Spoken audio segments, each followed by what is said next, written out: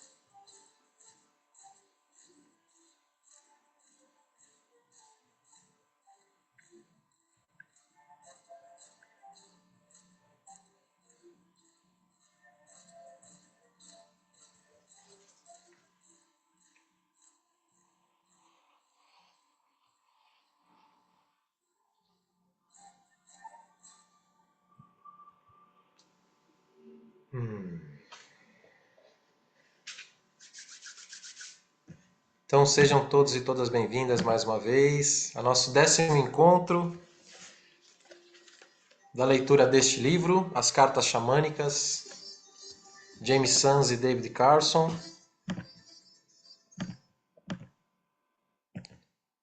E fizemos aí uma jornada de 9 meses, 10 meses, desde que iniciamos a leitura desse livro.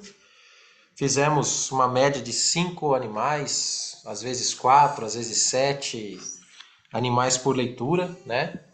Todas as edições anteriores estão disponíveis no meu canal do YouTube, Gabriel Cian. Tem uma playlist só das cartas xamânicas, uma playlist só do Dançando o Sonho e uma playlist só das cartas do Caminho Sagrado. Então, se você ainda não acessou esses estudos, né, vale muito a pena conhecer os outros livros traduzidos para o português, né, da James Sams. A James Sams tem outros livros que não foram traduzidos para a língua portuguesa.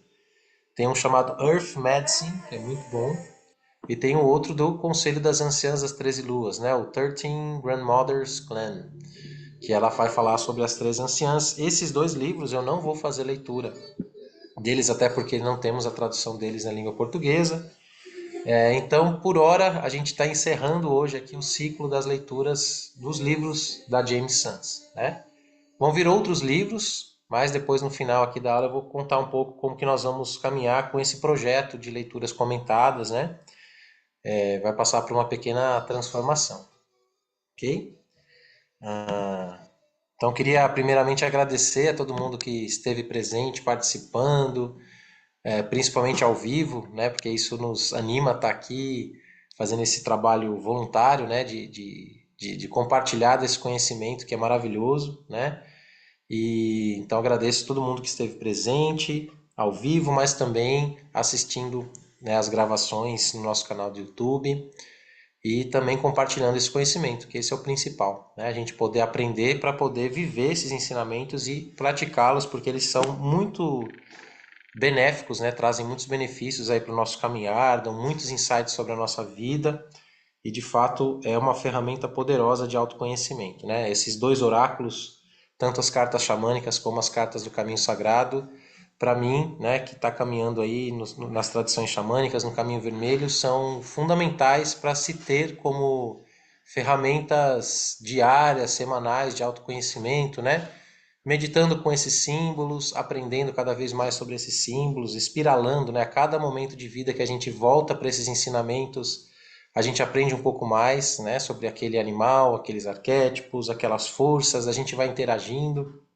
Então eu faço esse convite para que esse estudo continue, né, que vocês continuem, que nós continuemos fazendo esse trabalho, né? Então às vezes sonha com um animal, volta lá nas cartas, lê aquele simbolismo. Muitas vezes a gente vai conseguir compreender coisas que a gente não tinha, né, condições de compreender antes, porque a gente estava vivendo um determinado processo e os nossos processos, eles exigem muito, né, da nossa mente, né, da nossa compreensão. Então, às vezes, a nossa mente já está ocupada aprendendo a medicina do lobo, então não dá para aprender todas as medicinas de uma vez, né?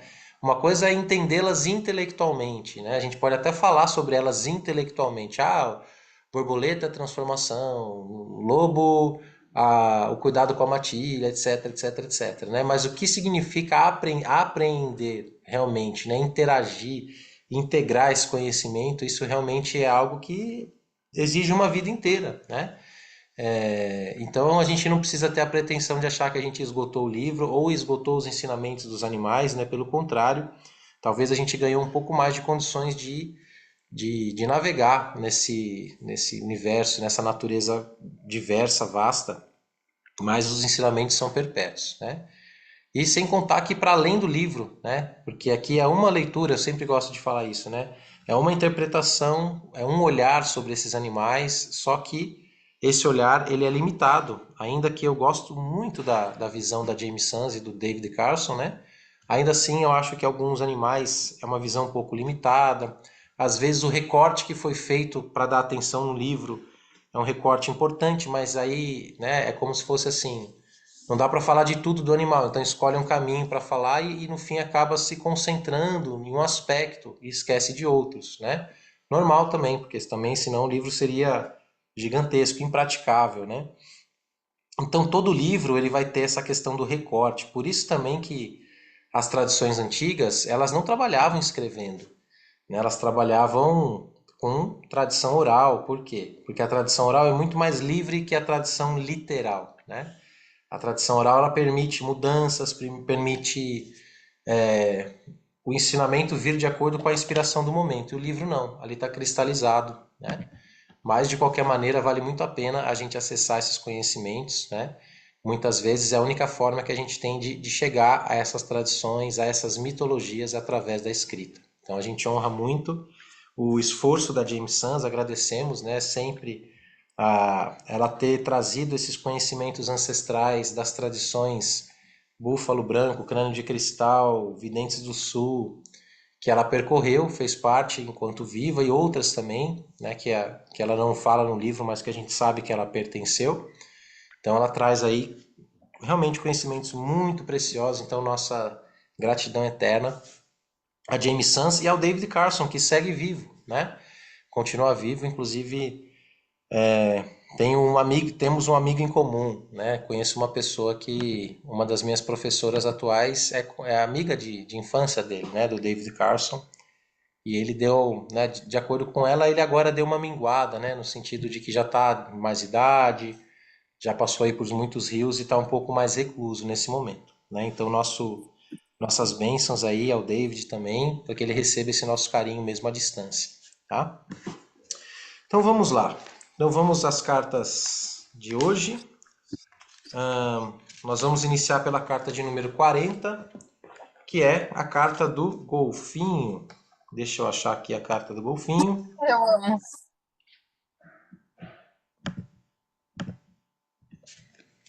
Enquanto eu procuro aqui. Vamos chegando. Aqui está. Então, golfinho. Respire comigo, sopro divino, maná do universo. Na unidade nos entrelaçaremos. Então, o golfinho, de acordo com esse olhar, né? Porque o golfinho ele é muito interessante, porque ele é um dos mamíferos que vão trabalhar essa conexão com as águas, né? Mas também com o sopro divino. Aqui ela traz um olhar interessante da respiração, né? Que muitas vezes a gente associa a respiração ao norte, ao vento, ao ar, mas o golfinho ele também traz a respiração enquanto esse fluir da vida, a respiração enquanto o sopro de vida, né? Esse é o olhar que eles trazem aqui. Porque todos esses mamíferos das águas, eles vão falar para a gente dessa conexão com tudo que é desse universo subaquático, né? Todos os simbolismos da água, então as emoções, o coração, os sentimentos, mas também o inconsciente coletivo, mas também a cura do coração, as informações, né? Então são animais, porque a gente vai passar aqui por uma sequência do golfinho e logo na sequência a baleia. Então são animais que têm uma forte correlação com essa sabedoria do sonar, da mente psíquica, né? Da sabedoria que com essa inteligência, né? Uma forma de inteligência, de transmissão. Então são animais que enviam e recebem frequências muito fortes, né? São emissores fortíssimos de frequências através de seus sonares. E também nós sabemos que são animais de grande inteligência, né? Tanto o golfinho quanto a baleia, com memória, com inteligência. E dizem as lendas que esses animais eles teriam uma origem estelar, né? Vindo aí das constelações da estrela Sirius. E eu acredito realmente nessas lendas, nessas mitologias, né? Porque alguns animais eles têm uma conexão mais forte com o que a gente chama de seres das estrelas, né? E tanto as baleias quanto os golfinhos têm essa conexão e têm essa capacidade de nos conectar com essas altas frequências de luz, essas altas vibrações. Tanto que golfinho, gente, tem até floral dos golfinhos, né? Não sei se vocês já ouviram falar sobre isso, mas tem muita coisa interessante dos golfinhos, né? Desses cetáceos, né? Essa família de animais mamíferos marinhos. E aí toda essa representação das águas profundas, porque o mar, eles habitam no mar, embora também existam golfinhos de água doce, né? Que é o nosso boto. Mas todo golfinho, né? Todo animal marinho, né? Que habita essas águas, vai falar desse convite para a gente acessar o quê? O inconsciente coletivo, o famoso campo da humanidade, né? Porque as águas que conectam, as águas marinhas, são as águas que conectam todos os continentes. Então, né? E que todo o nosso planeta está interconectado pela água. Então, a gente pode acessar as informações, as memórias através das águas também. Então são animais que vão ensinar a gente também a mergulhar nas nossas profundezas. Vão ensinar a gente a acessar as nossas emoções, a entrar nesse fluxo, nessa fluidez. Tanto que o golfinho também pode ser um dos animais que representam a direção do sul, não só o coiote, né? Coiote com certeza trazendo essa questão do humor, da alegria, mas o golfinho também pode ser um dos animais que representa a direção sul, justamente porque ele é um animal brincalhão, é um animal alegre, né? E que vai nos ensinar a acessar as nossas emoções com alegria, com equilíbrio, com força de vida, né? Então, é um animal de fato muito elevado, né? Não tem como a gente olhar para um golfinho e não sentir essa vibração alegre, essa vibração doce, né? Então, o que ela chama aqui de maná de vida é essa própria força, né? A força da vida, né? Que também é representado pelas águas. Então, o golfinho ele tem essa coisa também do respirar, né? Ele vai, sobe para respirar e pula, e alegria. Então, toda essa simbologia. Aí tem uma lenda muito bonita, né? Que o golfinho estava viajando pelos oceanos quando encontra a vovó Lua, né? E esse é uma chave muito interessante aqui também. Por quê? Cada direção da roda de medicina, ela também pode ser representada com um que a gente chama de um corpo divino, né? Exemplo, o leste a gente associa ao sol, né? Por quê? Porque é onde nasce o sol. Então todas as tradições ancestrais vão falar do leste e vão diretamente associar o sol como corpo divino que representa, como astro divino que representa essa direção. Quando a gente vai para o sul da roda, corpo divino que representa é a lua. Por que a lua? Porque a lua está ligada às emoções, está ligada às marés. Né? A gente tem todo esse estudo de quanto a lua influencia nas águas, nas marés. Então aqui já tem uma chave, né? Então o golfinho vai lá viajando pelos oceanos, ele encontra a vovó Lua tecendo o padrão das marés. E aí ele aconselha, a vovó Lua aconselha então a aprender os ritmos que ela havia concebido para que o golfinho pudesse abrir o lado feminino de sua personalidade para a sua luz prateada. Né? Então, o que quer dizer isso? Né? Então, a lua, enquanto chave para a gente acessar essa fluidez dos ritmos, né, dos ciclos. Então, o feminino é cíclico, né? E através dessa luz prateada, então, a lua cheia também é uma grande recarregadora das baterias psíquicas, né? A lua está totalmente ligada a esse tipo de energia, né? Então, exemplo, tem cristais que a gente coloca na lua cheia para ativar, que são mais lunares, tem cristais que são mais solares, tem animais que são mais lunares, tem animais que são mais solares e assim por diante. Então, o golfinho, ele também vai trazer esse lado das forças intuitivas, das forças psíquicas, desse lado feminino que aprende, né, os ciclos, a fluidez, também representado pela luz prateada da lua. E aí o golfinho então aprende e passa a nadar com o ritmo das marés, aprendendo assim a respirar de uma forma inteiramente diferente. E aí vem a outra medicina do golfinho, né? Que é como que está esse ritmo da sua respiração? Como é que está esse ritmo de você poder entrar no seu próprio fluxo? À medida que você entra no seu movimento interno, você acessa essa natureza, né? Que tem um ritmo próprio, que através da respiração você consegue equilibrar ou desequilibrar. E também a penetrar na dimensão dos sonhos. Isso é bem interessante, porque a gente fala muito do lagarto como um animal que acessa a dimensão dos sonhos, porque ele está lá com a barriga na terra, né, sentindo todos os ciclos. Falamos também do urso como animal da dimensão dos sonhos, mas temos golfinho também. Por quê? Porque esses animais, todos esses animais são psíquicos, né? Tem essas habilidades psíquicas também, esse entendimento da marés, né? Só que aí a dimensão dos sonhos do golfinho, ela vai para uma dimensão mais coletiva. A diferença que eu vejo quando a gente fala de acessar a dimensão dos sonhos, que tem vários animais que acessam, né? O cisne também acessa, mas aqui ele vai acessar a dimensão coletiva, porque a gente está falando de águas salgadas, águas marinhas, águas coletivas, né? E aí ele acessa, né, e aprende a falar e compreender a língua primordial. Olha que interessante. Essa língua primordial era a linguagem dos sons que a grande mãe aranha, que é um dos animais que a gente vai ver aqui também, trouxe da grande nação das estrelas. Aí também tem um mito, né? Porque se esses seres, o golfinho, o baleia, esses cetáceos, vêm das estrelas e sabem a língua primordial, o que isso significa? Que eles estão sintonizados com códigos muito ancestrais, né? Do início da vida. Existem muitas tradições que falam que a vida nasce da água, não é isso? Inclusive na biologia a gente vai falar isso também, né? Que as primeiras formas de vida surgem na água. Nós, quando somos fetos, a gente também está numa bolsa, né?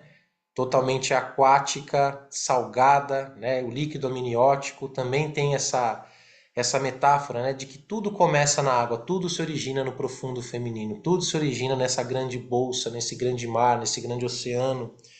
Então, o golfinho conhece essa língua ancestral. Quando a gente é um feto, se você olhar assim, parece até que a gente é um peixe, né? Inclusive é falado sobre isso, né? A gente tem um estágio do nosso desenvolvimento que a gente parece, se você olhar, parece né, se colocar um feto de humano e um feto de golfinho, é quase muito parecido. Um feto de baleia. Porque de fato são mamíferos evoluídos, né? Somos mamíferos evoluídos e a gente passa por um mesmo processo evolutivo. E aí esse aspecto da comunicação se desenvolve, né? Então o golfinho aprende a falar essa linguagem antiga, essa linguagem universal, né? Retorna ao oceano da grande mãe e aí a baleia chega, né? E se chega perto do golfinho e fala assim, pode deixar que eu vou assumir essa missão de ser a mensageira dessa, dessas memórias todas, né? Então o golfinho ele acessa uma coisa mais pura, né? Enquanto a baleia não é mais pura, né? Mas é como se fosse assim, o golfinho ele acessa mais a essência, enquanto a baleia acessa a essência e acessa todo o restante, porque acessa outras camadas mais densas, mais profundas ainda, né? Que o golfinho ele fica até triste quando ele acessa o inconsciente coletivo da humanidade. Ela fala isso aqui, né? A baleia fala, não, pode deixar que eu vou ter essa missão, né? Então, ele vai também representar essa nossa ligação, né, com a Grande Mãe, com a nossa estrela de origem. Tudo isso é a medicina do golfinho. E aí, ele vai trazer, quando ele sai numa leitura oracular, ele vai trazer muita solução, né? Ele é um animal que ajuda a vir trazer curas, trazer soluções, abertura de caminhos, porque ele flui dentro dessa sabedoria antiga, dessa sabedoria ancestral, né? E ele tem uma conexão muito amorosa. Inclusive, uma das palavras que a gente pode também associar ao golfinho é o amor incondicional, né? Golfinho é puro amor, ele é pura, pura alegria, puro amor, é pureza, né? Então, ele está conectado a esse sonho original da Mãe Terra, né? Que é puro amor, que é pura doação, que é pura compaixão. Então aqui estamos falando de um espírito de uma consciência muito elevada, conectado com as estrelas, conectado com o amor universal, conectado com a chama do coração, né? Com as águas do coração, com os ritmos, com as marés, com a alegria do mundo, com a alegria de viver, com a alegria de existir, com o fluxo da vida, nossa, é tanta coisa, né? Mas ele também pode ser um grande destruidor de barreiras, né? Então, ela fala assim, né? Se o golfinho sai para você, destrua toda e qualquer barreira que esteja impedindo de entrar em contato com a dimensão dos sonhos, ou com a grande nação das estrelas, né? Ou com esse sentimento de ser um filho da terra, né? Lembre-se que somos um, né? Que somos, nos olhos do divino, do eterno, somos todos um. Então ele também pode ser esse mensageiro das estrelas, essa ponte com seres ancestrais, né, que vêm das estrelas. E na direção contrária, ele vai falar tudo, né, o que a gente, né, trouxe aqui como positivo, como lado consciente, seria o lado inconsciente, né? Então, desde eu estou me esquecendo de respirar corretamente, né? Eu não estou acessando o fluxo de energia vital, eu estou estressado, eu estou exaurindo o meu corpo, eu não estou fluindo dentro das minhas emoções, das minhas águas internas com alegria, eu estou trazendo densidade onde não precisa, eu estou interrompendo o fluxo das coisas, eu estou desconectado. Então, tudo isso pode ser o simbolismo, né, no sentido do inconsciente, porque eu não gosto dessa história de posição contrária, não acredito que existe muito isso, né? Vamos lá. Então, golfinho para mim é esse grande mensageiro das águas profundas, das águas primordiais, é esse convite para abrir o coração e acessar a alegria de viver, acessar essa dimensão dos sonhos a partir de um olhar mais coletivo, né? Então, qual é o sonho sagrado do planeta? Qual é o sonho das estrelas para nós? E por aí adiante, tá? Sobre golfinho, alguém gostaria de fazer algum comentário, alguma pergunta, alguma coisa assim? Hoje a gente pode fluir dessa maneira, se alguém quiser dividir a fala comigo, não precisa esperar até o final para a gente abrir o microfone, senão, quando eu passar por todas as cartas, a gente pode falar também. Aí vocês fiquem, quem está comigo online aqui, fica à vontade, ok? Oi, Ana, por favor. Oi, tudo bem? Tudo? Eu estou fascinada, assim, eu não tinha chegado nessa parte do livro, que eu li alguns animais, mas o golfinho eu não tinha chegado. Eu tenho um golfinho tatuado, Eu fiz esse É, golfinho há muito tempo atrás em Florianópolis. Eu morei 5 anos em Florianópolis e acabei fazendo lá. E eu não sabia que ele carregava tantas coisas sintônicas e sincrônicas comigo, tanto do lado luz quanto do lado sombra. Enfim, de necessidade também. A medicina dele me fascinou. Tem muito a ver. maravilhoso. E eu realmente desconhecia dessas. É muito legal, né? Porque ele é um animal que as pessoas costumam, assim, trazer para perto. Porque ele tem uma coisa de. Tem um ponto aqui que eu não falei, né? Ele também foi encarregado do progresso humano, né? Uhum, Tem uma parte aqui, tem um parágrafo que ela fala sobre isso. Então, é como se a gente estivesse trazendo para perto essa energia, a gente também está nessa evolução, né? Então, é uma energia de fato muito benevolente, muito amiga, muito amigável mesmo, né, da nossa jornada evolutiva. Então, que bom que você tem aí o seu golfinho por perto também, né? E foi muito interessante porque em Florianópolis eles estão muito perto sempre, né? Eu ia muito à Laguna, enfim, tem a coisa dos golfinhos nessa região. E eu já vi lá algumas vezes. Quer Uhum. dizer, foi um animal que se aproximou de alguma forma também. Então, Maravilhoso. muito legal. Arrou, arrou. Narrou. Maravilha. Mais alguém gostaria de fazer algum comentário?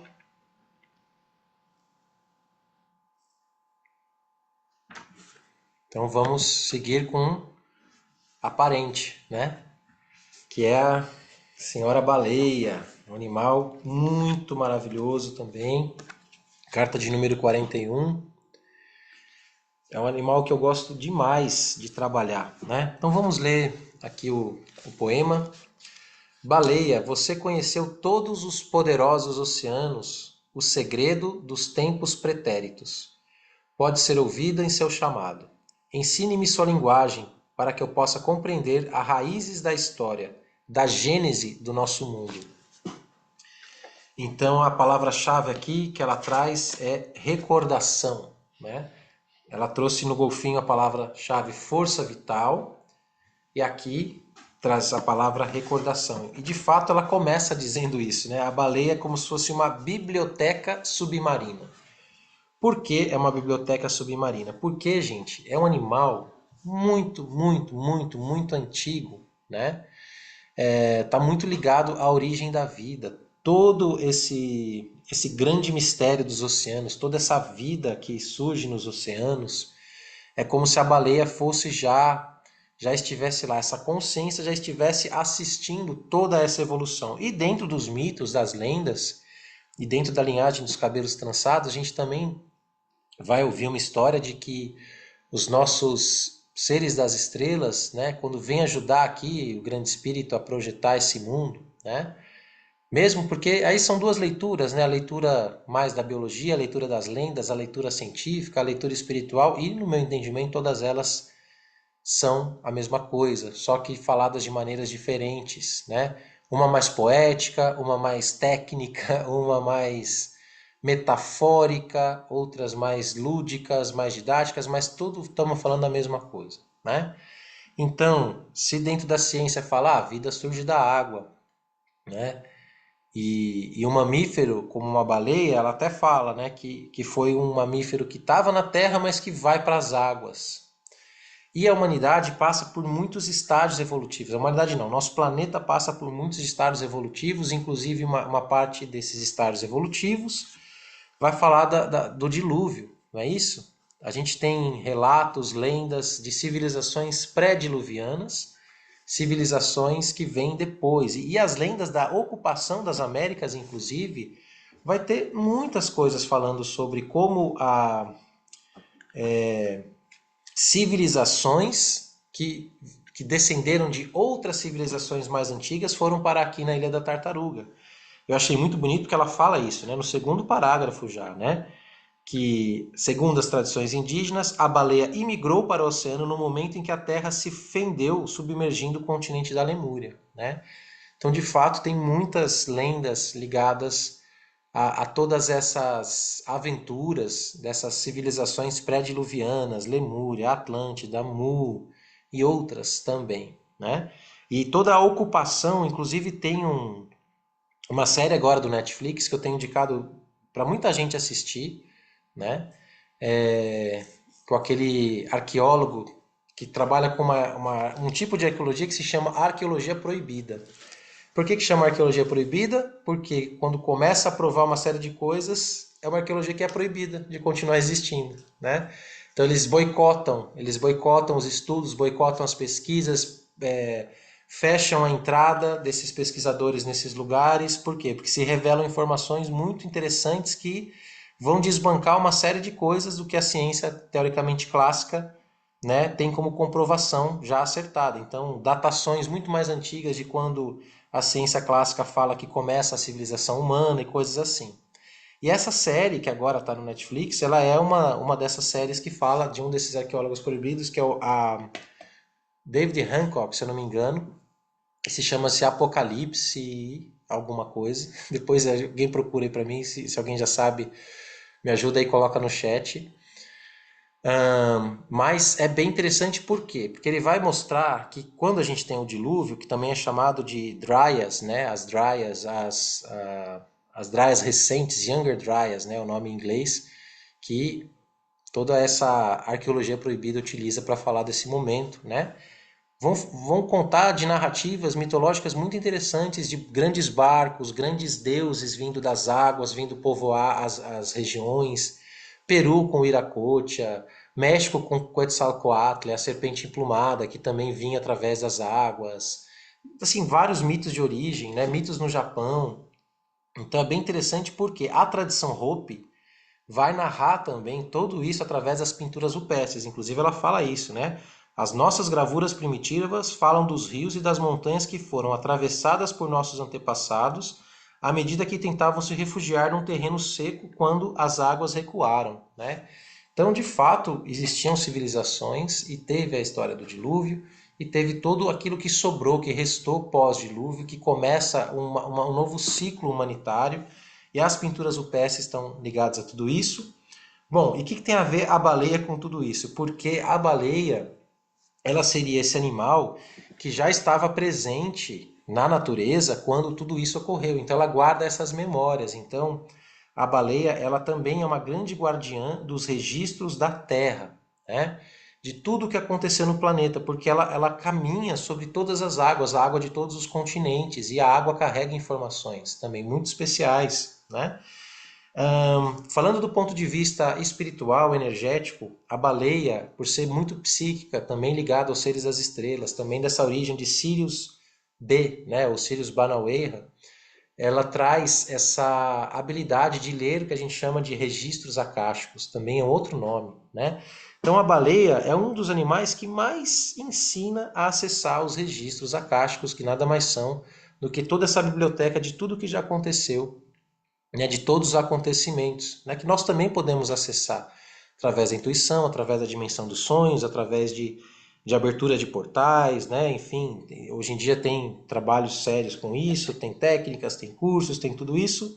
Dentro das tradições xamânicas, é a baleia que é a guardiã desses registros, né, então tudo isso também é muito especial. E ela é um animal que ela continua trabalhando através dessa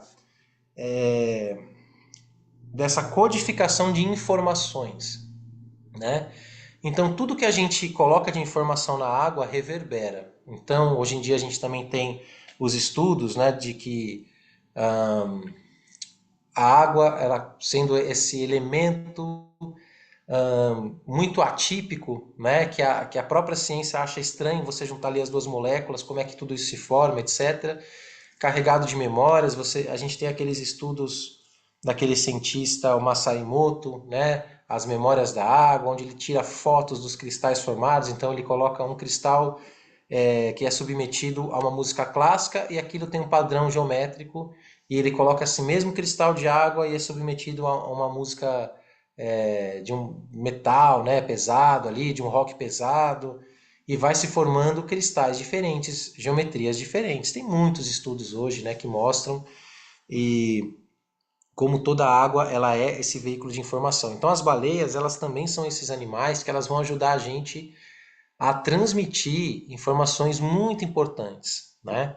A lidar com eventos, com mudanças climáticas. Então, esse momento que a gente está vivendo de crises, onde temos cheias, né? O processo que aconteceu lá no Rio Grande do Sul, vocês podem ter certeza que as baleias estão ativadas e estão trabalhando nesses movimentos, né? E eu falo isso por experiência mediúnica, né? Assim, do que está acontecendo com alguns animais nessas regiões, né? Então, todos esses animais que trabalham nas águas salgadas, quando ocorrem maremotos, eles estão também participando de alguma forma para ajudar a reequilibrar tudo isso, né? Essa informação não está no livro, obviamente, né? Mas isso eu estou trazendo aqui para vocês. E então, tudo que é ligado a esses dons de transmitir informações mediúnicas, telepáticas, clareaudiência, né, todas as formas de mediunidade também a gente pode dizer que a baleia representa esse desabrochar. Por quê? Tem um cérebro muito desenvolvido, tem uma memória muito desenvolvida, tem a capacidade do sonar muito desenvolvida, então ela transmite informações, ela capta informações universais e transmite informações universais. Por isso que é um grande sacrilégio. As baleias, gente, elas tinham que ser assim, patrimônio da humanidade. Todos os animais, todas as árvores, a própria humanidade tinha que ser patrimônio da humanidade. Mas as baleias é algo muito sagrado. É como se cada baleia que é exterminada, que é morta, etc., fosse um órgão do planeta fosse desligado. É algo muito sério, né? Porque tá ligado a um equilíbrio cósmico. É um animal que, assim, eu não consigo colocar em palavras, mas é de uma importância fundamental para o equilíbrio do planeta, por conta de toda essa capacidade que ela tem de transitar nas águas de todos os continentes, de estar ligado em consciente coletivo, de transmitir informações importantes, né? E de nos auxiliar nesse desenvolvimento evolutivo, né? Então são como se fossem os nossos irmãos mais velhos mesmos, encarnados ali em forma de animal, né? Tutelando a história planetária aqui toda, né? Então basicamente essa é a importância da baleia. E aí quando ela vem, aparece nos nossos sonhos, aparece nos nossos trabalhos, geralmente ela está ajudando a gente a se conectar com esse ritmo sagrado da Mãe Terra no sentido coletivo, no sentido mais profundo, né? Ela fala uma coisa que eu adorei, que eu tinha esquecido completamente desse parágrafo. Ela fala assim, eu até vou ler na íntegra, né? A razão pelo qual o tambor do xamã é capaz de proporcionar a paz ou a cura é precisamente porque ele se alinha com a energia da baleia. Olha que interessante. Porque o tambor reproduz as batidas do coração universal, sintonizando-se de coração a coração com todos os seres vivos. Antes do advento da fala e da linguagem primordial, a maioria das tribos permanecia em silêncio a maior parte do tempo, comunicando-se apenas por sinais manuais. Isso é verdade também. A gente tem registros de que as primeiras raças humanas, né, australopitecos, etc., etc., eles não tinham uma linguagem verbal tão desenvolvida, era uma linguagem mais gestual, né, e eles também eram muito mais telepáticos do que a gente imagina, né, isso também já é provado, né. Eles, por não ter a fala desenvolvida, eles se comunicavam mais em ruídos, em mímicas, em gestuais. Depois de um tempo que começa todo o desenvolvimento da fala articulada com o Homo sapiens sapiens, né? E aí tem todas as histórias aí, né, da ecologia evolutiva humana, de como que vai se desenvolvendo a nossa comunicação e tudo mais, né? Que aliás é algo muito bonito. Mas também existe essa relação do tambor com a baleia. Por quê? Porque isso a gente já sabe, né? O tambor nos conecta ao coração da Terra. E o coração da Terra também é uma baleia. É como se fosse essa a metáfora que tá dita aqui, né? Se a baleia é o próprio coração, né, das águas sagradas universais, das águas salgadas, do inconsciente coletivo, né, tá ligada às memórias mais antigas do planeta Terra, é esse símbolo dessa conexão profunda. Então, né, ao acessar o coração do planeta, a gente acessa esse espírito, né? Olha que coisa linda, né? Então, se a baleia sai, aparece nos sonhos, aparece nas meditações, vem como oráculo, ela está realmente falando para a gente de refinamentos mediúnicos, conexões profundas com o planeta Terra, acesso aos registros acásticos, aos registros da biblioteca humana, liberações de processos do nosso DNA, de coisas que estão registradas no nosso campo, né? No nosso campo ancestral. Vai falar sobre harmonia, também isso é algo muito importante. Todas as vezes que eu tive sonhos, trabalhos com baleias, né? Em trabalhos xamânicos, foram em fases de muito equilíbrio, muita harmonia na minha vida. Por quê? É um animal que não tem como a gente acessar se a nossa energia está muito densa, está desequilibrado, porque está falando desse, né? É um campo muito sutil, embora muito forte, profundo, né? É um animal gigantesco, né? Se a gente olha nos olhos de uma baleia, a gente vê essa doçura, essa antiguidade, esse amor profundo. Tem um filme que eu também gostaria de indicar para vocês, que é A Encantadora de Baleias. É um filme, assim, já da década de 90, né? Que vai mostrar uma indígena, né, da Polinésia. Por quê? Os indígenas da Polinésia, eles têm essa conexão fortíssima, né? Os Maori, várias tradições, né? Que são de ilhas, né? Então, Havaí, os Kahuna, os Maori, todos eles, né, têm essa ligação fortíssima com o espírito da antiga, da grande mãe antiga dos oceanos. E esse filme é uma história verídica, né, baseado em uma história real, né, de uma menina que tinha a baleia como seu animal de poder, né, e aí toda a história é lindíssima, é totalmente xamânico, assim, tem toda a história dos cantos, né? Ele vai falar aqui dos sonares, das frequências, dos sons. E eu acrescentaria, diria que se esse livro fosse escrito em 2020, alguma coisa, eu diria que a baleia também é um dos animais que ajuda a gente a trabalhar com as medicinas sonoras. O golfinho também, né? O famoso sound healing aí que está mais na moda agora, né? Então, também trabalho com isso. Então, por quê? Porque são medicinas vibracionais, medicinas sonoras, tudo isso a baleia ela pode nos ajudar muito, né?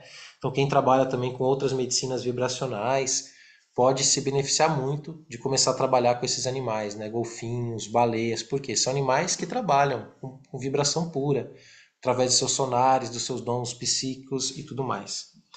E aí, se sai na direção contrária, ou seja, o lado inconsciente da baleia, vai falar que a gente não está realmente empregando corretamente esse nosso sonar, ou seja, o nosso direcionamento. A gente não está muito conectado com a fonte, né? Porque a baleia representa a conexão com a fonte. Então a gente está realmente se desconectou, né? Por alguma escolha, por alguma coisa que a gente fez, a gente se desconecta da fonte e o nosso sonar começa a ficar meio descalibrado, né? Ou não estamos conseguindo acessar esses arquivos da nossa mente, né? Uma mente muito cheia de barulhos, né? A gente não consegue acessar, penetrar nesse silêncio profundo, na profundidade do nosso ser, né? Então, se a gente está muito agitado, a gente não dá tempo de mergulhar nas nossas águas profundas, a gente não vai conseguir ouvir a voz da nossa intuição, né? Então, a baleia também é esse convite, vamos para as águas profundas, não tenha medo de acessar a sua profundidade, né? Eu diria que o lado inconsciente é a superficialidade também, né? Porque se ela é um animal que representa a profundidade, o conhecimento, a linguagem ancestral, o coração da terra, quanta coisa, né? Se eu estou no lado inconsciente, é justamente o oposto. Eu estou desconectado do ritmo, desconectado da fonte, desconectado de uma série de coisas, né? Então ela até fala aqui, ó, o tambor, o chocalho, a flauta e os sons da natureza podem ser de grande ajuda se você está nessa situação. O apelo da baleia é a canção de ninar das marés. Deixe-se embalar docemente e flutue em direção ao mundo do mar, boie nas águas do tempo e colha aí suas respostas. São essas as únicas verdades que o guiarão para a senda pessoal da sabedoria. Nossa, pode acabar, né? Pode acabar a leitura aqui, né? Acabou. Vou falar o que mais, né? Deixe-se embalar docemente, flutue em direção ao mundo do mar, boie nas águas do tempo e colha aí suas respostas. Pronto. Então, e outra coisa aqui, ó, a baleia diz que você precisa querer saber. Isso é muito maravilhoso, né? Então, o desejo da sabedoria, o desejo de querer acessar essa fonte, essa capacidade de se comunicar com os anciões, com os seres das estrelas, no nível profundo. Nossa, é tudo de bom, né? Enfim. E ela também fala novamente, né? Olhe novamente para a nação das estrelas e envie para Sírios a sua gratidão pela dádiva da canção da baleia. Por quê? Porque, né, segundo as lendas, é dessa constelação que vem, né, de Sírios que vem muitas dos animais, né, sagrados, inclusive a própria humanidade, né, tem muitas lendas que dizem que a humanidade também viria dessa constelação, né? Certo? Comentários sobre a baleia? Perguntas?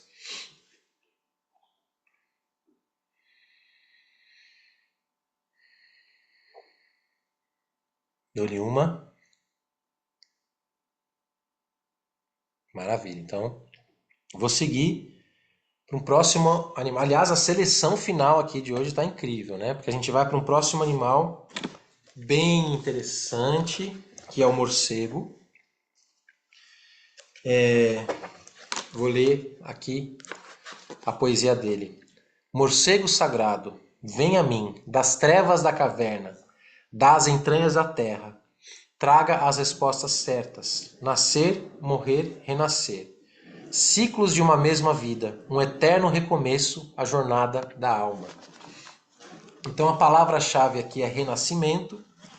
Morcego, um animal fantástico que também trabalha com sonar, também trabalha com questões psíquicas, né? Ele se movimenta através desse sonar, né? Então ele tem é um animal muito temido, né? Porque pode ser um animal peçonhento no sentido de que tem toda essa lenda do vampiro, etc. Embora a maior parte dos morcegos, principalmente aqui nas Américas, né? Principalmente aqui no Brasil, são frutíferos.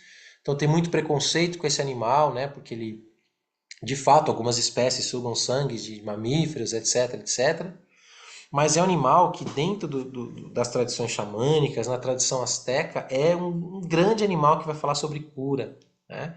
Justamente porque ele acessa o submundo, acessa as profundezas, acessa o escuro, enxerga na noite, enxerga lugares que nós não queremos ver, e enxerga também a vida por uma outra perspectiva, ensina a gente a olhar as coisas, né, por outro ângulo, né? Se a gente virar nossa vida de ponta cabeça, como é que é essa perspectiva? O que eu vou encontrar? Então, morcegos eles aparecem muitas vezes quando eu preciso ressignificar memórias, ressignificar pensamentos, ressignificar padrões. Os morcegos também limpam pensamentos negativos, se nutrem dessa energia muitas vezes, né? Quando a gente está num padrão negativo, assim, ele vem e consegue mudar completamente, inverter o sentido de negativo por positivo. Ele faz isso, ele tem esse poder. O bater das asas de um morcego, quando a gente está meditando, por exemplo, na natureza, numa caverna, e passa um morcego, ele está transmutando a nossa frequência na hora, né? Muitas pessoas têm medo, justamente porque eles vêm às vezes perto, né? Dão aqueles rasantes assim, mas eles nunca vão chocar com você. Por quê? A não ser que eles estejam desequilibrados, que pode acontecer por conta de antenas, enfim, de coisas da modernidade, né? Mas raríssimas vezes, então, porque ele tem esse sonar, e quando ele passa raspando assim, ele está fazendo uma limpeza do nosso campo. Igual a gente fala do animal urubu, que não aparece aqui nas cartas xamânicas, né? Que é um animal negro, teoricamente se alimenta de carcaças, de carniças, né? Também o morcego ele vai ter também esse aspecto fortíssimo de limpeza, de purificação, só que aí dos padrões mentais, né? De uma energia mais sutil, desse campo, desse campo psíquico que a gente carrega. Então é um animal também muito forte, né? Dos ritos, das cerimônias, ritos de passagem, ritos de morte e renascimento. Por quê? Para a gente renascer, a gente precisa morrer, né? Todo mundo quer renascer, mas ninguém quer morrer. É o que eu sempre falo. Todo mundo quer voar como a águia, mas ninguém quer entrar na caverna da serpente, do morcego, fazer a transformação, né? Por quê? Porque vai lidar com questões mais desafiadoras, né? Vai ter que acessar conteúdos que não são muito fofinhos, muito bonitinhos, mas o morcego é um caminho seguro, super seguro para trabalhar com isso. Por isso que muitos xamãs trabalham com o morcego, né? Eu conduzo o Tenda do Suor, NIP, né? Que é uma cerimônia muito profunda que a gente faz no escuro. Quase 90% das vezes que eu vou guiar uma cerimônia de NIP, eu sinto a energia do morcego comigo, né? Isso poucas pessoas sabem, mas são momentos onde eu vejo, acesso essa energia de cura dele. Porque dentro de uma INIP, a gente está lá dentro daquele útero escuro, vem as pedras, e a gente começa a trabalhar e processar uma série de curas. Então a gente precisa de animais que saibam trabalhar com esse tipo de frequência de vibração. E para mim, um dos morcegos que vem, né, para eu trabalhar é o morcego. Então é bem interessante. Tanto que ele fala aqui, né, para as culturas astecas, maias, toltecas, toluca, o morcego é o símbolo do renascimento, pois assim como os budistas acreditam na reencarnação, na América Central também nós acreditamos que estamos renascendo, né? Ele simboliza o conceito da morte do xamã, o ritual no qual passamos por mortes simbólicas que saímos de um estado, de uma dimensão para uma outra dimensão, né? Por isso que é um animal que aparece nos ritos de Inipe, porque a gente sai, é um rito de morte e renascimento, né? As tendas do suor. Então, mortes simbólicas, rompimentos com antigas personalidades, curas de padrões ancestrais antigos errados, né? Então, acessamos tudo isso, esse direito de curar, né, que todos nós temos, esse arquétipo xamânico, todos nós seres humanos temos, né? Então todos nós podemos reivindicar esse xamã interior, né? Isso é muito importante de dizer que o arquétipo do xamã, da xamã, ele é da humanidade. Ele não é só de uma cultura ou de outra. Toda cultura, se quiser acessar, se quiser cavar, vai encontrar o xamã. Só que qual que é a diferença? A diferença é que nem todo mundo está disposto, nem todo mundo quer acessar esse arquétipo, quer desenvolver esse arquétipo, né? Quer desenvolver essa linguagem. Então, o xamã, né, e o morcego têm uma relação muito profunda, porque lida com a morte, lida com os ritos de passagem, lida com as questões do renascimento, né? Processos iniciáticos, né? Então, realmente, vamos falar sobre tudo isso, né? Os ritos de caverna, né? Os ritos nas kivas, tem muitos ritos de passagem onde o adepto precisa passar por uma noite, né? Precisa entrar, acessar esses medos, passar por algum processo, né, de morte simbólica. E tudo isso é a medicina do morcego, né? Lidar com o medo da noite, lidar com o medo, né, de tudo isso. A escuridão, né? Enxergar no escuro, são aspectos bem importantes que o morcego pode trazer, né?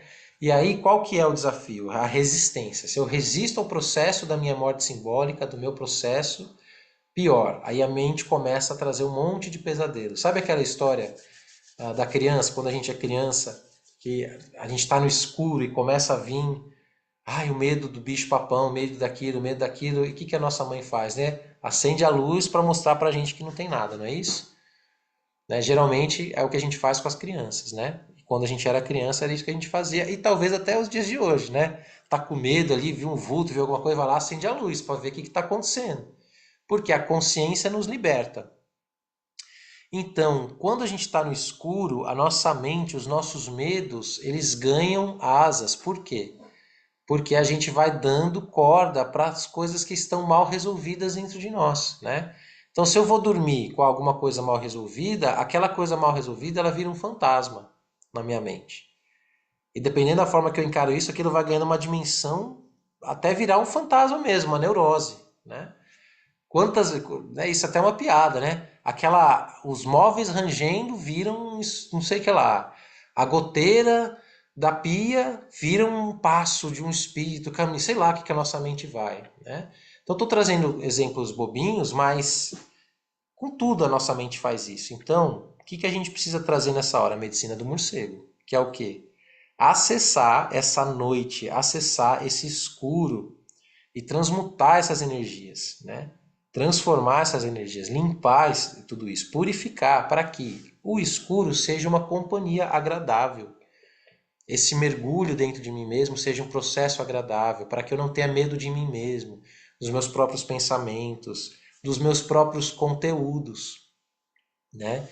Então, geralmente, se a gente tem uma dificuldade de olhar para o escuro, de ficar no escuro, é porque a gente está com uma dificuldade de acessar os nossos conteúdos internos, pode ter certeza absoluta.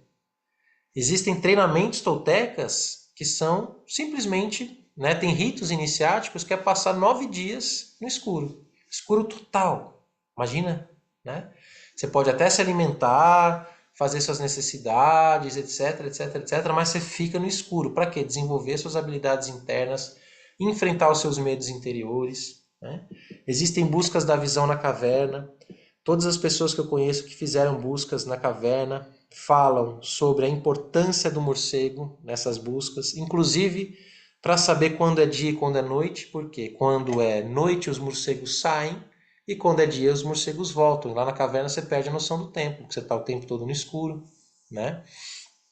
Enfim, é um animal muito misterioso, muito importante e que vai falar sobre a necessidade dessa morte simbólica, de acessar todo esse conteúdo, de transformação, né, de abandonar padrões de pensamento antigos, enfrentar medos, né, nos ensinar a não resistir aos nossos próprios processos, né, enxergar as coisas de um outro ângulo, inverter a lógica e por aí vai.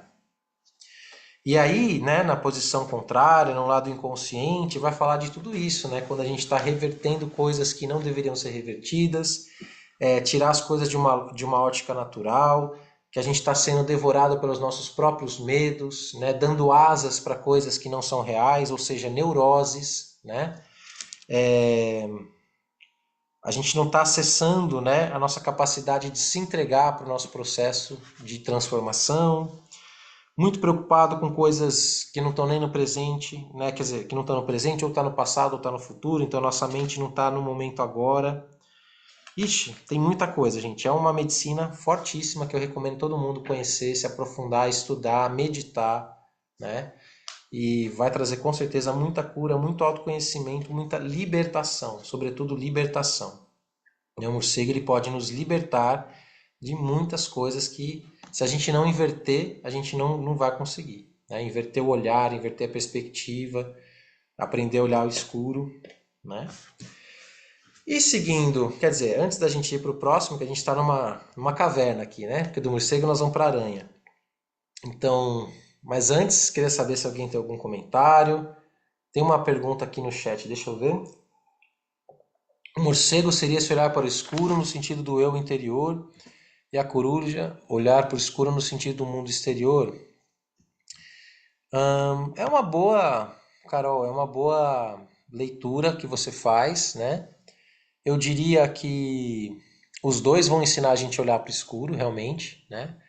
A coruja, ela vai nos ensinar a ver esse 360, né? Então, realmente, o que está em mim e o que está à minha volta, né? Acessar o oculto nas coisas, numa dimensão mais tonal, né? Enquanto o morcego vai trazer tudo isso mais dessa dimensão interna mesmo, né? Psíquica. Então, realmente, faz sentido isso que você trouxe, né? O morcego interior e a coruja olhar no escuro no sentido exterior. Gosto da sua analogia, né? Acho que faz sentido sim. Mas são medicinas um pouco diferentes, né? A gente fala que a coruja é a águia da noite, porque ela enxerga, ela tem essa visão, né, do oculto. O morcego, ele transmuta, ele faz essa transmutação desses padrões, ele corrige esses padrões negativos, né? Então, a coruja não tem essa energia de transformação, de transmutação, ela tem uma energia mais de sabedoria. E o morcego já é uma coisa mais alquímica mesmo, de morte e renascimento. Então, mudança de padrão, tá?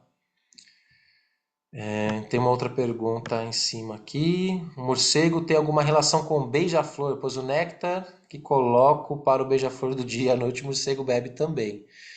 Eu diria que a gente vai falar do beija-flor, ele é a última carta de hoje. Não vejo essa relação direta, né? A única relação que eu vejo é mais que se alimentam de coisas, né, doces, né, no sentido, uma relação mais biológica, né, de serem voadores, né? Mas são medicinas bem diferentes, né? Uma vai falar bem da noite, do oculto, outra vai falar do dia, da alegria, das sete direções, da magia. Eu acho que não nesse sentido, né? O fato de porque o morcego, ele é muitas vezes, aqui no Brasil ele é frutífero, né? Então ele se alimenta sim de frutose, sacarose, né? Esses açúcares que estão presentes nas frutas, né? Então acho que é por isso que ele tá bebendo água aí do beija-flor, tá? Oi, Viviane, levantou a Boa mão? noite, tudo Boa bem? noite. Nossa, achei tão interessante você citar aqui na leitura do morcego, o urubu, porque já fazia tempo que eu não via essa ave e ontem eu passei o dia intrigada. Porque, assim, 3 urubus, assim, na hora que eu fui trabalhar de manhã, assim, é como se fosse um portal no quarteirão de onde eu trabalho. Eram 3, assim, e eles passaram literalmente o dia inteiro ali. Então, chamou muita atenção. Eu saí na hora do almoço, voltei, 2 estavam lá.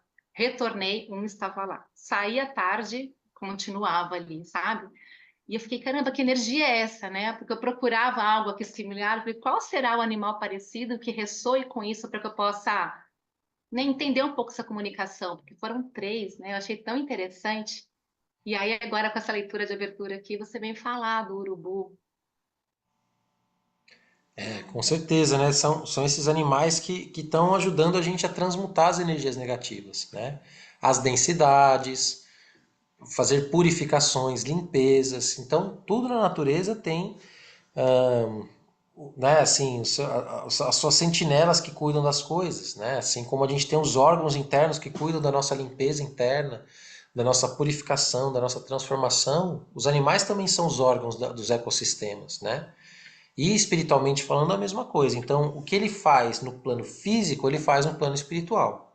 Então, se o urubu limpa os restos, vamos falar assim, né? E espiritualmente, ele também limpa os restos, né? Ele também está lidando com essas densidades, com essas limpezas. Então, a natureza, tudo que ela traz no visível, ela traz no invisível também, uma correlação direta, né? Assim como é em cima e embaixo, né? Diria as escrituras antigas, né? No céu e na terra, no tonal e no nagual, ou seja, no plano visível e no invisível, a gente vai ter essas atuações, né? O que a gente chama de medicinas. Cada animal tem uma medicina. Isso significa o quê? Que no plano da natureza, na ecologia, no ecossistema, ele tem uma função. E energeticamente, no plano espiritual, também vai ter uma função, que é correlato. Né? Por isso que Então, para ele está aprender atuando, sobre o urubu, ele atua, então, no campo mental. ele está atuando no energético também, né? Só que ele está lidando Uhum. com conteúdos mais coletivos também, Certo. né? Ele está lidando com conteúdos mais coletivos. O morcego, ele é mais assim, eu vou dar um exemplo. Você está lá meditando no sítio do seu avô, naquela sacada, né, e tal, aí você começa a ter um padrão de pensamento ali meio torto, aí vem o morcego e fica ali em cima de você. Por quê? Ele está te sinalizando o quê? Que eu estou num padrão de pensamento ali que não está muito legal. E ele me tira daquilo ali e ao fazer aquilo, eu saio daquele pensamento. Você vai ficar prestando atenção no morcego e não naquilo que você estava. Começa a entrar em harmonia com aquilo, o morcego some. É impressionante, né? Então o morcego ele vai falar sobre isso. E dentro do profundo, dentro da noite. Já o urubu é de dia, né? É uma coisa mais solar, mais diurna. O urubu, o morcego noturno. Aspectos internos, medos profundos, coisas profundas. É diferente, né? São medicinas diferentes. Mas tem sim uma similaridade, porque vão lidar com esses conteúdos, né? Mais escuros nossos. Né? Essa que é a ligação deles. Ok? Bacana. Gratidão, obrigada. E aí então vamos para a Dona Aranha subiu pela parede, né? Maravilhosa aranha, um animal fantástico, fantástico, fantástico. Muitas mitologias relacionadas à aranha, mitologia grega, mitologia egípcia, mitologia Hopi, Navarro, Guarani. Por quê? É um animal que está presente em todos os continentes, né? Tem animais aqui que você fala assim, poxa, né? Condor, né? Não tem condor aqui no meu quintal, né? Tem urubu, mas não tem. Não, lobo, não tem também no Brasil, né? Tem lobo-guará, mas não tem lobo. Então a gente fica até meio triste, assim, porque a gente não vai encontrar. Não é o caso da aranha, porque ela vai existir em todos os continentes, né? Aranhas diferentes, coisas diferentes. Então, aranha tecendo uma teia deslumbrante, teça para mim um mundo pacífico. A criação está entrelaçada em sua teia, esperando apenas ser desenredada. Então a gente fala que a aranha é a grande tecelã, né? A que tece a trama da vida, a que tece todas as coisas, a que tece o destino. Eu diria que a aranha é o animal da física quântica, vocês já vão entender por quê. É como se ela estivesse no centro das inúmeras, das infinitas possibilidades que a existência pode ter. Se a gente pega aquele fio, vai ter um fluxo, um caminho. Se a gente pega esse outro fio, né? Então, quem está no centro do fio de todas as possibilidades, de todos os caminhos, de todas as geometrias possíveis, né? Por isso que a aranha, ele é esse animal que a gente fala que ele é atemporal, interdimensional. E de fato, se a gente olha para toda e qualquer figura de matriz, né? É uma teia. Então, a teia da vida, né? Tudo isso é o símbolo da aranha. Interconectividade, a própria internet, né? A web, não é isso? A web é o que? A teia. Então, toda e qualquer teia. Tá, mas e quem está por trás da teia? A consciência. Então, a gente está falando aqui do animal que representa a consciência por detrás de todas as coisas, de todas as matrizes. Por isso que ela está muito ligada à criação, aos mitos de criação, a mãe-aranha, Deus-aranha, que tece, né? A tecelã. Dentro da tradição nórdica, a gente vai falar das Nornas, as 3 Nornas. A velha antiga, a mãe antiga anciã, né? Que estão tecendo, uma olhando para o passado, uma olhando para o presente, uma olhando para o futuro. Todas elas fiandeiras, né? Inclusive o mito, quando começa a roca de fiar, a gente vai ver lá na Grécia, lá, né? Nas tradições ancestrais, que está ligado ao mito da aranha, porque a aranha é uma grande, e ela fia mesmo, né? Ela tem ali um órgão, dali vai saindo aquela seda, né? Então, e uma geometria perfeita. E ela tem uma outra geometria perfeita. Aliás, ela tem mais 2 geometrias perfeitas na sua constituição, que é o quê? 8 patas, representando os 4 pontos cardeais e os 4 ventos da mudança, ou seja, o que a gente chama de 8 Sacred Powers, os 8 poderes sagrados, né?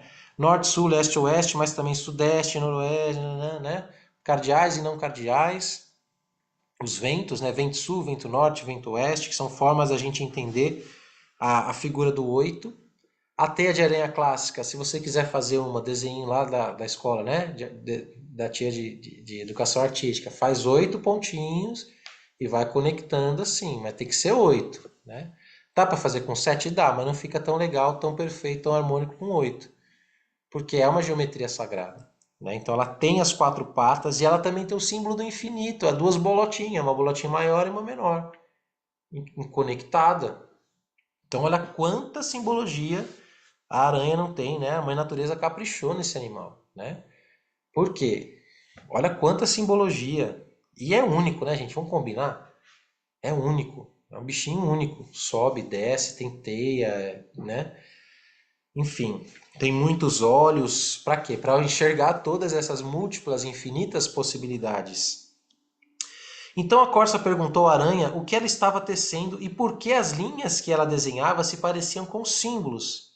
E a aranha respondeu: faço isso porque é chegada a hora dos filhos da terra aprenderem a registrar os progressos por eles obtidos em sua jornada na terra. Aí a Corsa diz: mas eles já registram suas experiências por meio de imagens, retrucou a Corsa. Sim, disse a aranha, mas os filhos da terra estão ficando mais complexos e as gerações futuras precisam saber mais, pois serão incapazes de decifrar os petróglifos. Olha que legal isso. É nós aqui, tendo que ler o livro da James Sans para entender a natureza, porque a gente não consegue mais ler o livro da vida, não consegue olhar para as pinturas rupestres nas cavernas, né, o que as tradições antigas nos deixaram, né? Você olha para um hieroglifo no Egito, o que aquelas imagens estão como a gente sabe ler? Não sabe, né? Então precisa de uma outra forma de comunicação.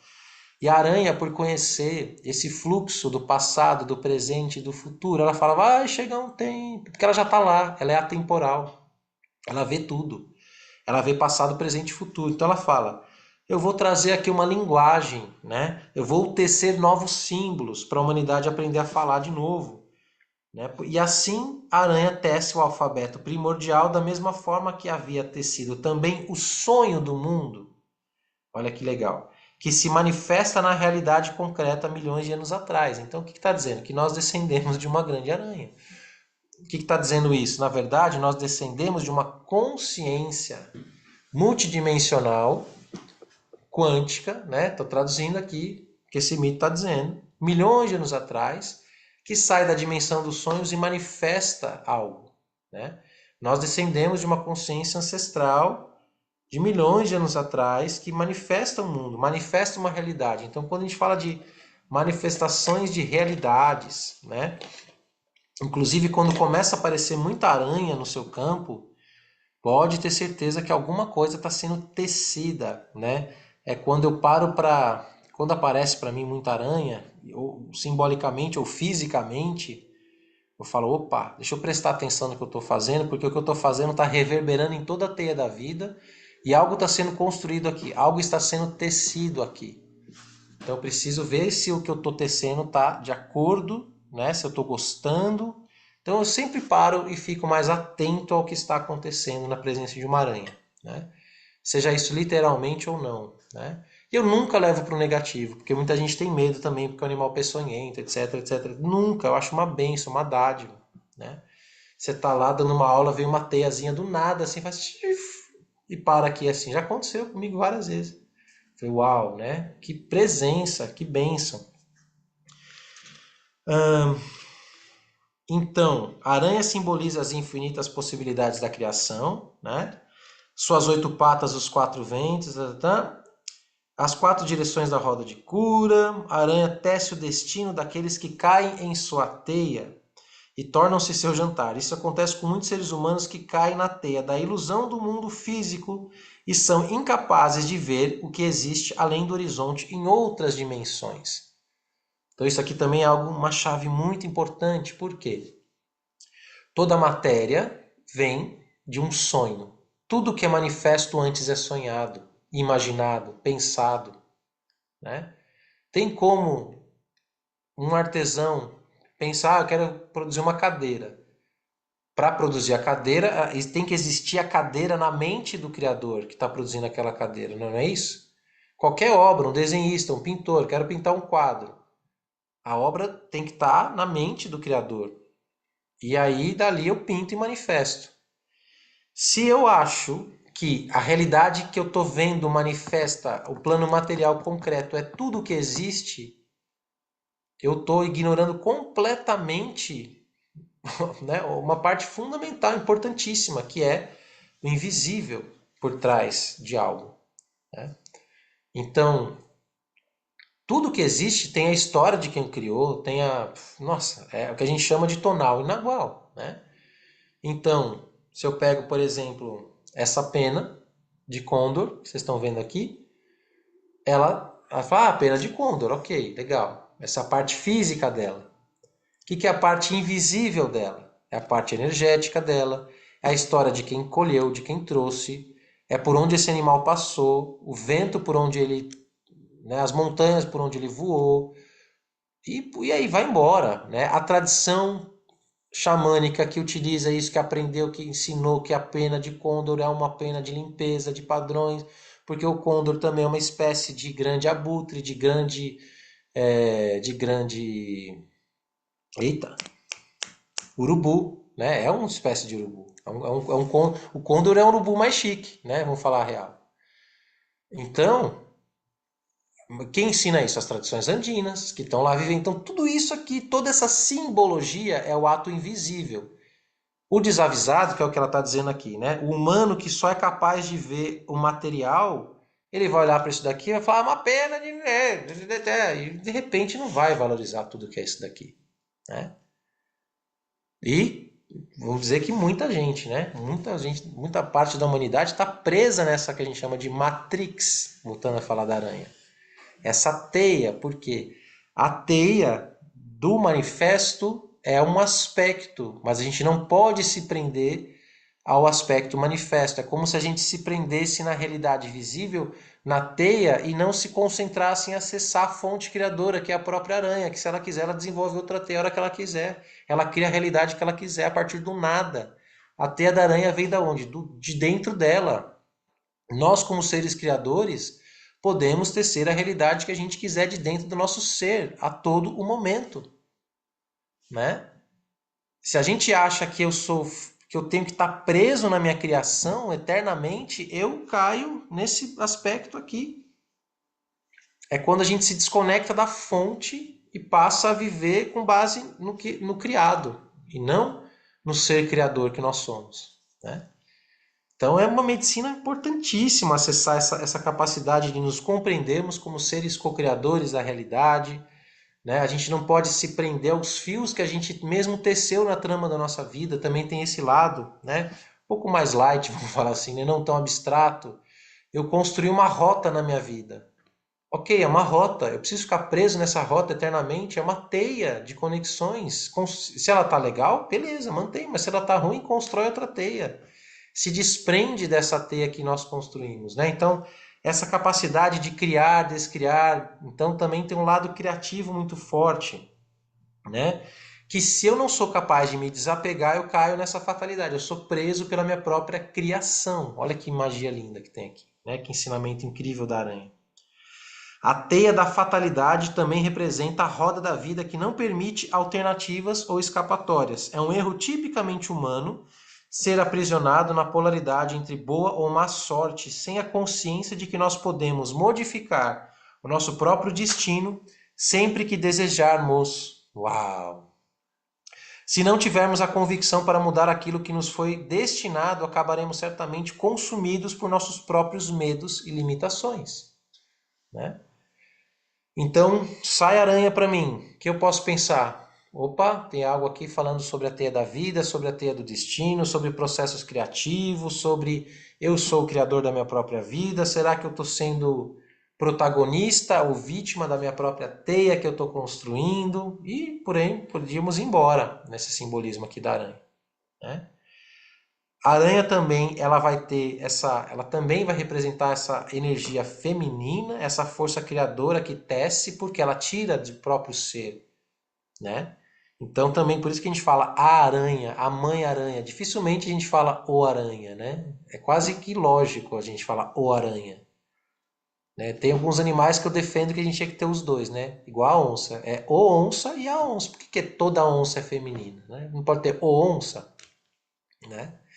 Então é uma brincadeira, mas sim, né? Porque a nossa linguagem, brincadeiras à parte, ela já nos mostra o padrão energético daquele animal. Então eu concordo, a onça realmente ela é feminina, né? Mas o jaguar, né? Entende? Então é diferente. É igual, mas é diferente. A aranha, a gente não fala o aranha, por quê? Essa criatividade de dentro de si surge tudo, né? E aí também vai falar sobre essa questão da perspectiva. Será que se a gente não olhar as coisas de uma maneira mais ampla, eu vou compreender novos caminhos, né? Eu vou conseguir me desvencilhar desse emaranhado que eu acho que eu entrei, né? Se eu me distanciar dos problemas, será que eu não encontro a solução? Então, né, vai ter sempre uma questão de inovação, né?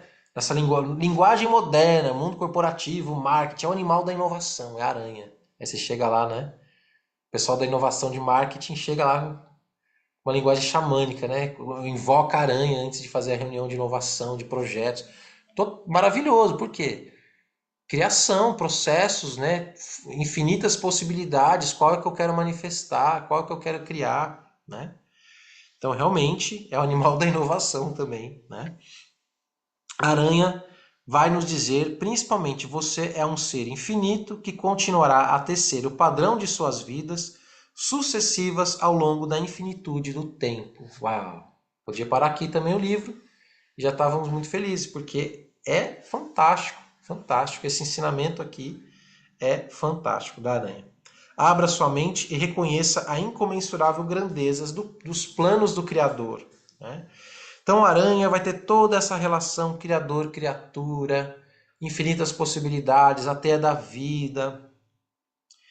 E no aspecto negativo é quando a gente manipula, autocentrado demais, tudo é sobre mim, né? Todas as teias, todas as existências, todas as relações é sobre mim, né? Então, desprezar o outro, devorar a energia do outro, manipular o outro, tudo isso é o lado inconsciente da aranha. Seja numa relação amorosa, numa relação de trabalho, já acontecer, conheço, né? Aquela pessoa muito inteligente que já é uma estratégia perfeita e tal, não sei o que, quando você vê, puf, caiu ali numa situação, porque é uma inteligência muito grande, né? De ver vários lados, vários aspectos, quando você vê ali, puf, caiu, igual um peixinho. E gente, é o próprio animal que representa também a Matrix no lado inconsciente, né? Se representa a teia da vida, né, o universo quântico das infinitas possibilidades, representa a Matrix que nós estamos atrapados, né? Por não saber desvencilhar a inteligência artificial, as redes sociais, todo o lado negativo das redes sociais, né? Que a gente acha que está lá desfrutando de bons momentos, nós estamos dando ibope para uma marca XYZ, nós estamos sendo alvo de propaganda XYZ, sendo bombardeados por um monte de informações que nós não queremos, né? Bom dia, vida, raiou o novo dia. Aí você abre o celular, aí você falou assim, quero comprar uma estante.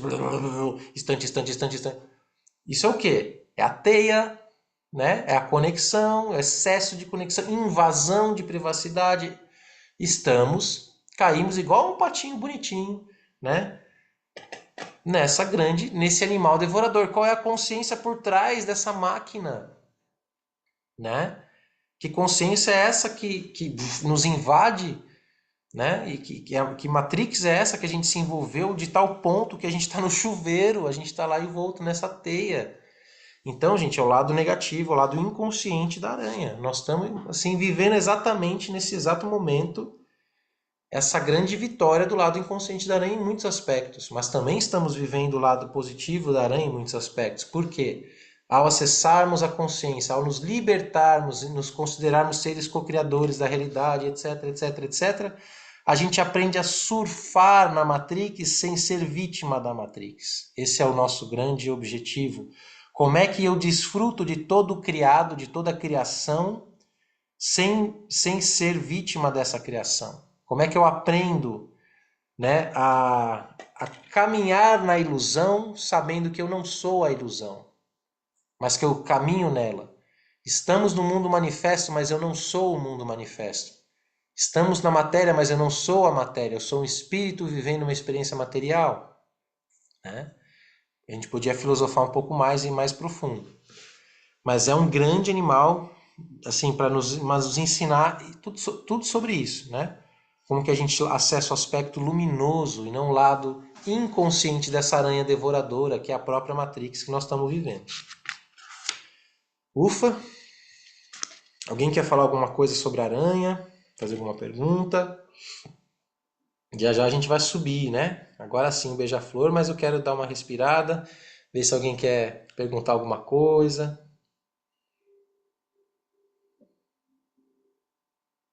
Não? Por enquanto não. Ok. Então, mais um gole do meu chazinho aqui. Que o frio chegou bem hoje aqui. Em Itatiba, que bom, porque eu tava com saudade já do friozinho. E aí, então, nós vamos para o nosso último animal do livro, carta de número 44. Deixa eu ver se eu acho ela aqui. Aham. Beija-flor, colibri, hummingbird e tantos outros nomes, né? Um animal lindíssimo, lindíssimo. Muitas mitologias também. Aí o poema vai falar, a palavra-chave vai falar sobre alegria. Cadê aqui? Beija-flor, pequeno amigo feliz, caçador de néctar. O amor que você distribui contém a doçura das mais belas flores.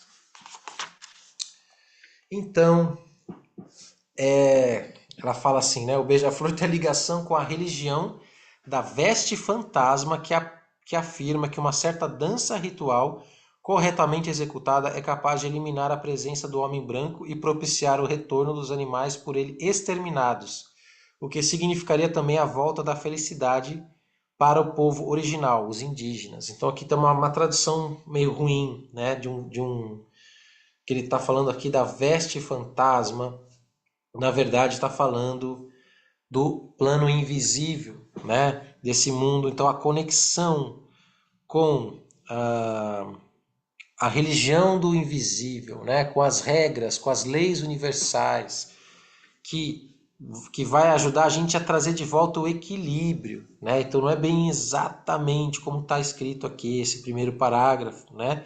Mas sim, existe um mito que o beija-flor ele vai trazer de volta Ele vai trazer a justiça, né, por todo esse desequilíbrio que a humanidade fez, né, com relação às outras raças, às outras criaturas, porque é um animal que voa nas 7 direções sagradas, né? Voa no sul, é o único animal, a única ave que tem essa capacidade de voar para cima, para frente, para trás, né?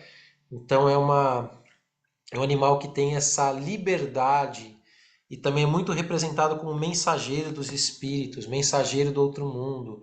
Um dos animais que simboliza o coração, a pureza do grande espírito, a pureza divina, por conta da sua delicadeza, de ser furta-cor, de ter o verde e o azul. Geralmente tem várias cores de beija-flor, né? Mas o verde e azul é o que mais predomina, né? E aí tem essa simbologia do verde representando tudo que está embaixo e o azul representando tudo que está em cima. Então é um animal que faz essa conexão entre os mundos, né? Então um grande mensageiro e que vai ter então essa vibração elevada, né? E justamente por se alimentar de flores. Então também vai falar do néctar, da pureza, do sutil, da essência, né? A flor, o néctar da flor é o que é mais puro em nós, é o mais essencial. Também a nossa alma, né? A nossa alma é pura, a nossa alma é essa flor que exala um néctar. Quando a gente desabrocha as virtudes humanas, a gente exala um aroma, né? Dizem as tradições que a gente exala um aroma de flor quando a gente se desenvolve. A humanidade evoluída, ela é feita de flores, de aromas de flores. O que que isso significa? Que são virtudes da alma, né?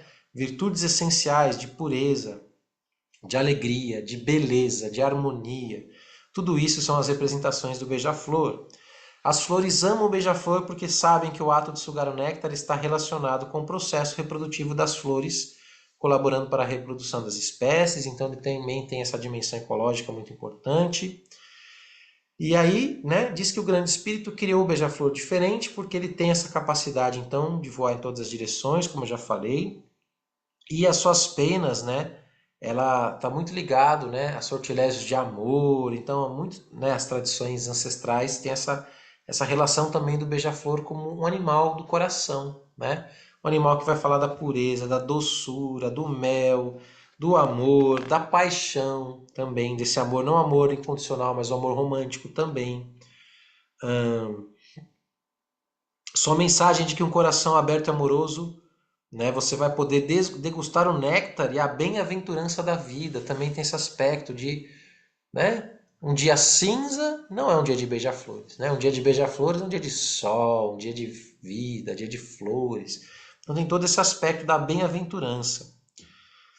Aí, e ela fala, né, se você pertence ao totem do beija-flor, são essas pessoas que estão muito conectadas com a beleza, com a poesia, que tem uma dificuldade de lidar com a densidade, né?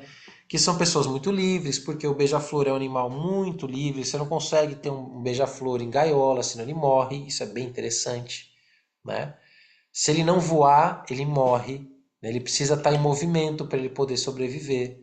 Claro, ele para, ele dorme, ele pousa, tudo isso, mas é um animal que não se pode ter em cativeiro.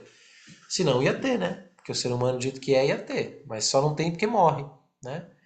Então, mostra muito sobre isso, né? Nossa alma não pode ser aprisionada, a pureza do nosso coração não pode ser aprisionada, né? A beleza, a harmonia, tudo isso é algo, né, muito elevado, muito puro, muito delicado também. Então vai falar sobre essa beleza, sobre essa delicadeza, e aí vai falar então sobre as muitas dádivas que são oferecidas pela natureza, pelo Criador, para a gente ser mais feliz, para a gente ser mais bem-humorado, para rir mais, né? Então fala assim: se o beija-flor voou para dentro de você hoje, prepare-se para desfrutar das muitas dádivas que são oferecidas pelo Criador, para rir o mais inebriante e musical dos risos. Desarme seu comportamento crítico e relaxe, pois o beija-flor vai lhe enviar um poderoso fluxo de energia criadora, renovadora, libertadora, que vai mudar a sua percepção da realidade. Então, o beija-flor também está ligado à magia, né? Música celestial, voos altos ideais, amizade, alegria, o que mais? Isso.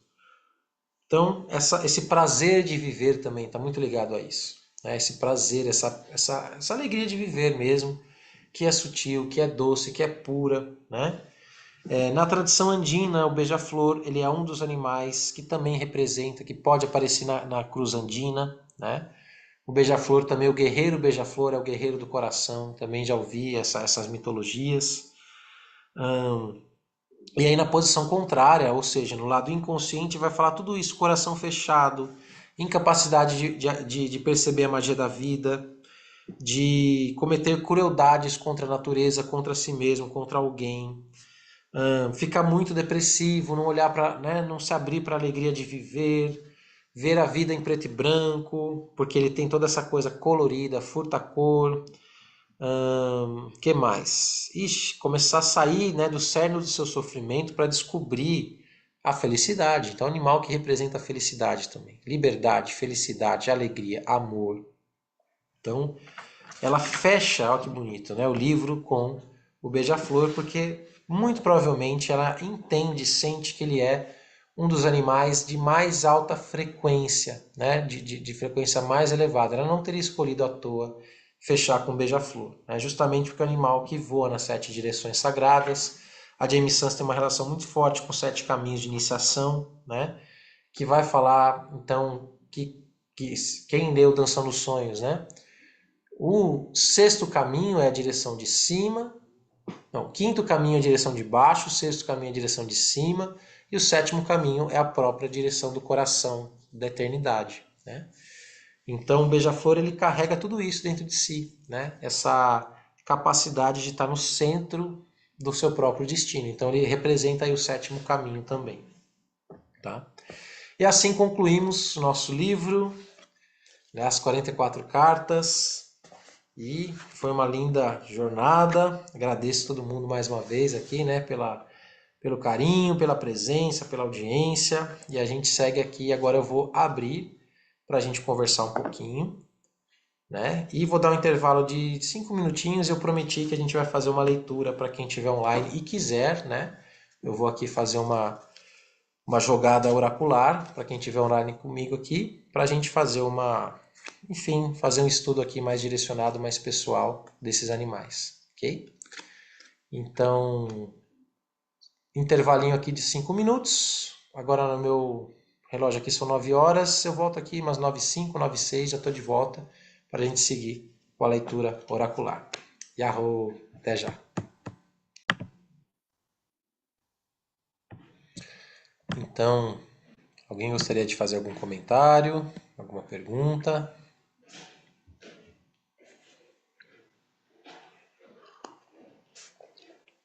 Posso fazer?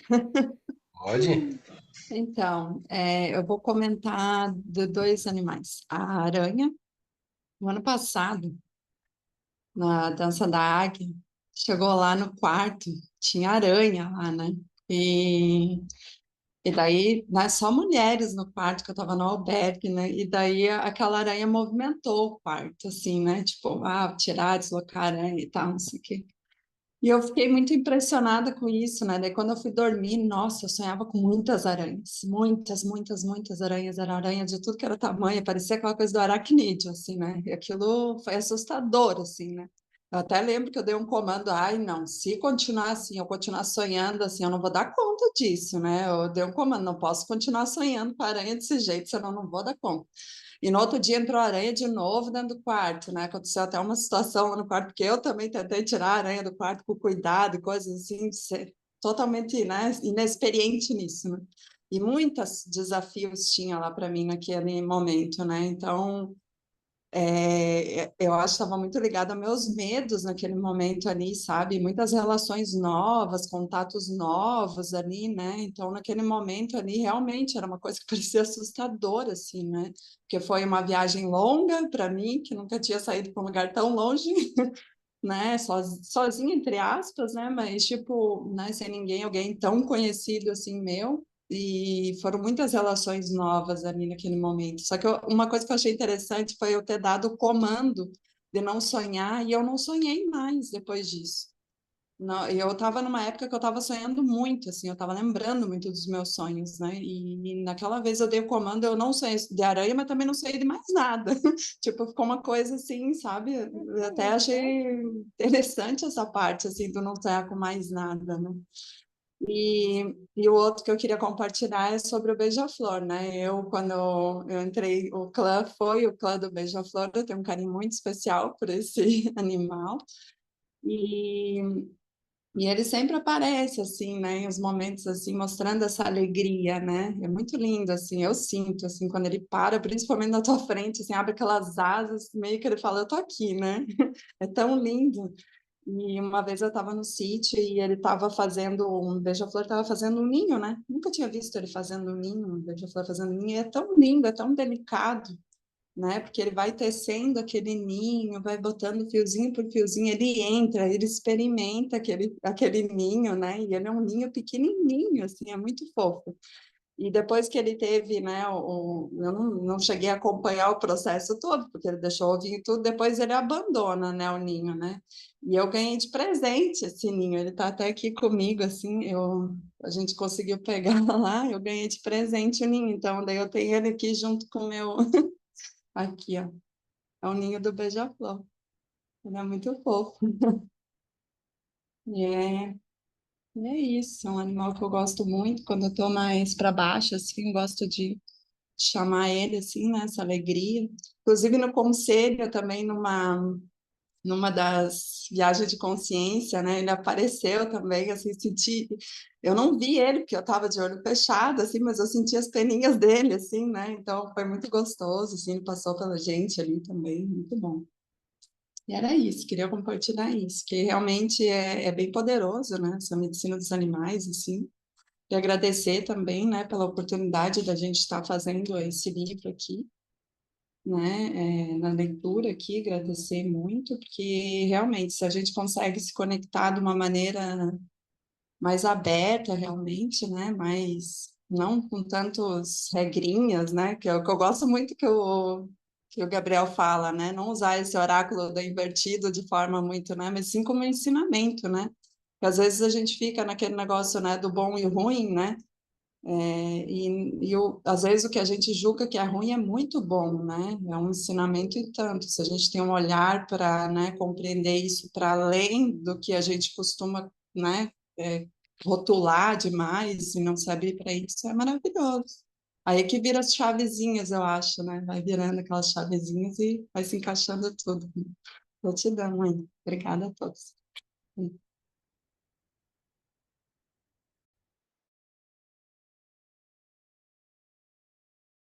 Gratidão, Bianca. Oi, Raquel. Olá, pessoal, boa noite. Legal que eu consegui participar desse último encontro ao vivo. Eu participei de outros também, mas porque todos os animais eu já tive experiências muito incríveis em processos da minha vida, como a baleia, de me reconectar com memórias. E eu tenho muita visualização, então os animais costumam vir em visualizações, seja uma meditação, uma respiração mais profunda já aparece.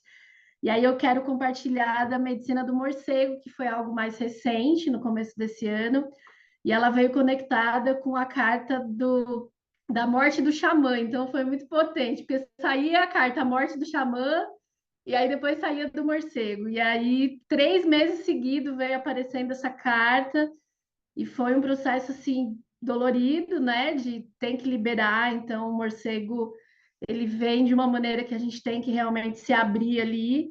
E eu tive uma visualização de ficar enterrada e os morcegos me rodeavam assim. Então foi, eu acredito que eu acessei algo que eu realmente renasci, né? E aí foi muito na sequência que veio o convite de fazer o curso, né? Do xamanismo. Então meu clã é o clã do dragão. Então nada é por acaso. Então queria compartilhar com vocês que o morcego foi muito potente, foi uma medicina muito grandiosa e que realmente foi um momento de renascimento.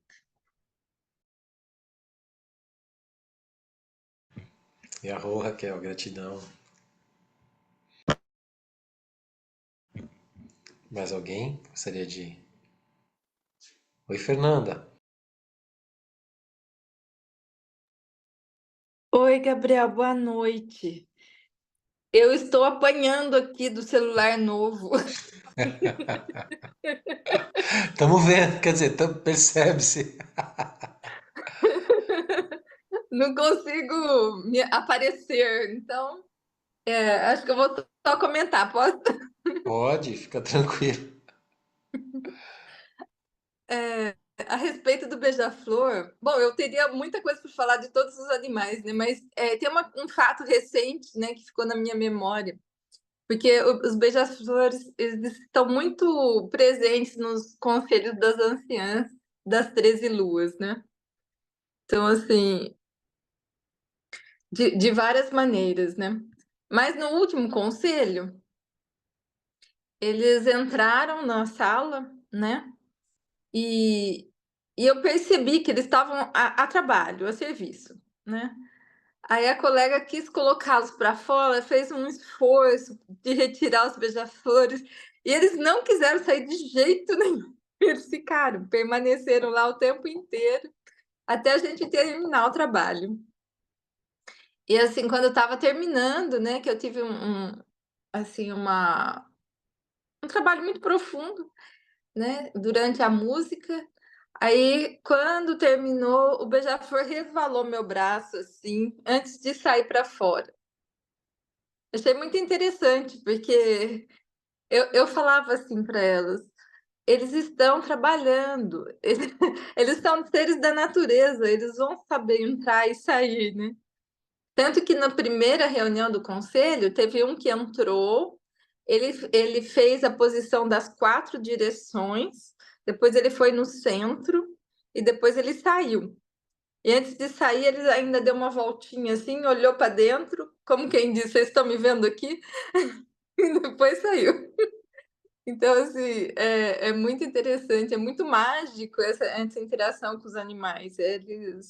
E o beija-flor é uma coisa espetacular, né? Porque ele, quando eu saí de Uberlândia e fui, eu encontrei beija-flores no caminho até chegar lá.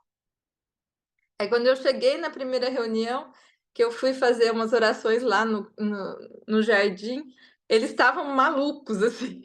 E depois, naquela sessão, a, a Shirley falou que o animal daquela sessão era beija-flor. Então, assim, eles se manifestam de uma forma muito clara, né? Basta a gente querer ver. Arrou. É isso aí. A medicina do beija-flor, a magia do beija-flor. Realmente ele é muito interessante, intrigante, né? Ele aparece assim, entra, sai, né? Nesses momentos muito sagrados, né? Eu já tive muitas vezes em que, em rituais, em reuniões, em momentos ali que a presença dele foi muito sincrônica, né? Com muitos que estava sendo trabalhado, então não dá para duvidar, né? Que eles realmente estão trabalhando, né? E trazendo informações e os maias, né? Eles dizem que quando a gente está, não só os maias, né? Toda a medicina xamânica de uma maneira geral, mas nas Américas, né? Ameríndios, assim, falam que quando a gente está, né? Em alguma situação e vem o beija-flor, é uma confirmação divina, né? Então ele tá ali, tá atuando também, né? Então é isso, assim, o beija-flor tem essa potência mesmo, né? Muito Gratidão. obrigada. Arro. Mais de perguntar, fazer algum comentário, ou podemos ir para os oráculos. Oi, Carol. Oi, pessoal, boa noite. Estão me ouvindo bem? Eu Estamos. gostaria de fazer. Obrigada. Eu queria compartilhar com vocês uma experiência com a aranha e depois quero fazer um agradecimento. Há um tempo atrás, eu comecei a sentir no meu coração de mudar alguns aspectos do meu trabalho, e esses aspectos me direcionaram para confecções de japamalas, confecções já algo mais voltado para o manual. E nesse período a aranha apareceu em sonho. E logo que apareceu em sonho, junto com a borboleta, logo que apareceu em sonho, eu comecei a sentir a aranha como se ela ficasse o tempo inteiro atrás de mim, uma aranha gigante, assim. Era um tanto assustador até, porque era uma sensação muito, muito forte. Só que né, a nossa cabeça fala assim, ah, é coisa da minha cabeça, né? Não, não é possível, né? Mesmo tendo aparecido em sonho e sendo tão potente e forte, fala, não, calma aí.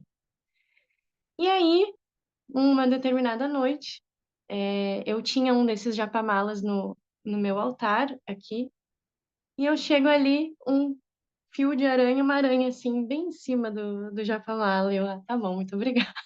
Ok, compreendido.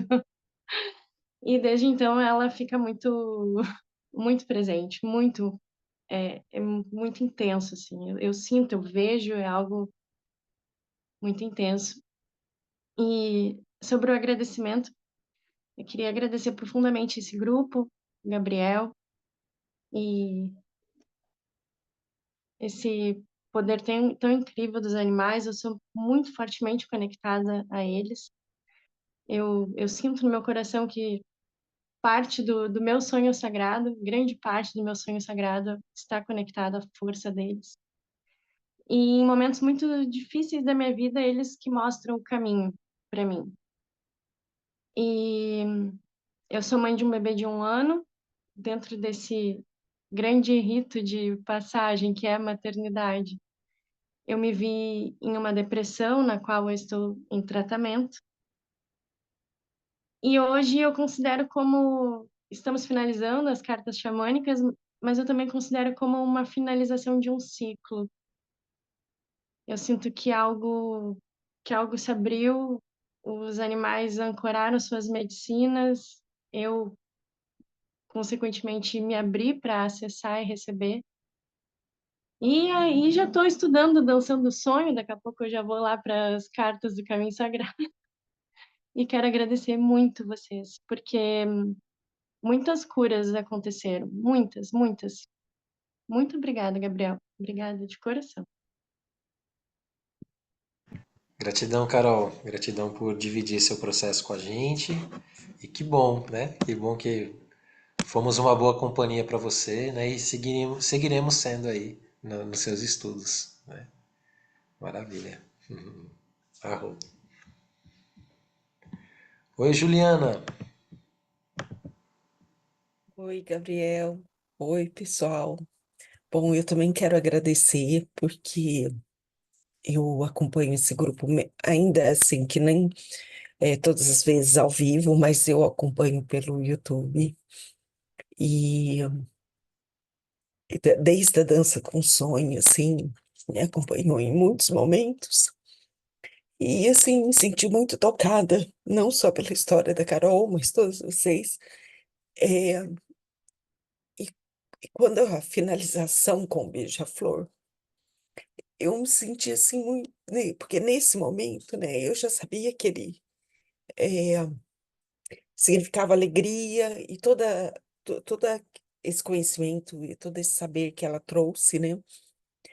Eh, e neste momento da minha vida, eu estou com uma conexão muito forte com o beija-flor. No entanto, eu coloco o néctar para eles, né?